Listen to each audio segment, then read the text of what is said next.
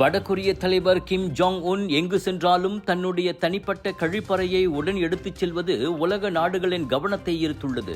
சீனாவில் அண்மையில் நடைபெற்ற ராணுவ அணிவகுப்பில் பங்கேற்கும் போதும் ரஷ்ய அதிபர் விளாடிமிர் புட்டினுடன் ஒரே மேடையில் தோன்றிய போதும் குண்டு துளைக்காத ரயிலில் பயணித்த கிம் வழக்கம் போல் தனிப்பட்ட கழிப்பறையை பயன்படுத்தியதாக தகவல்கள் வெளியாகியுள்ளன.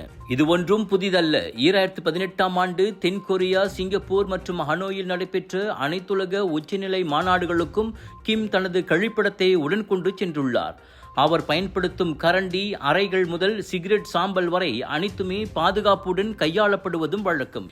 ஏன் இத்தனை முன்னெச்சரிக்கை என்றால், அவரது கழிவுகள் கூட வெளியில் கசியக்கூடாது என்பதற்காகவே இந்த முன்னேற்பாடுகள் என உளவுத்துறைகள் கூறுகின்றன.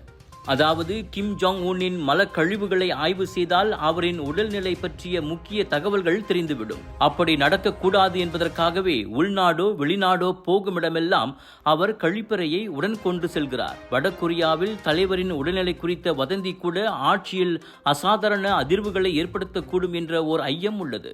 அதுவும் சர்வ வல்லமை பொருந்திய ஆட்சியாளராக வலம் வரும் அவரின் உடல்நிலை நேரடியாக ஆட்சி நிலைத்தன்மை மீதும் தாக்கம் கொண்டுள்ளது. அதனால் தான் முடி, உமிழ்நீர், கழிவு என எந்த தடயமும் வெளியில் கசியாதபடி இந்த கட்டுப்பாடு விதிக்கப்படுகிறது.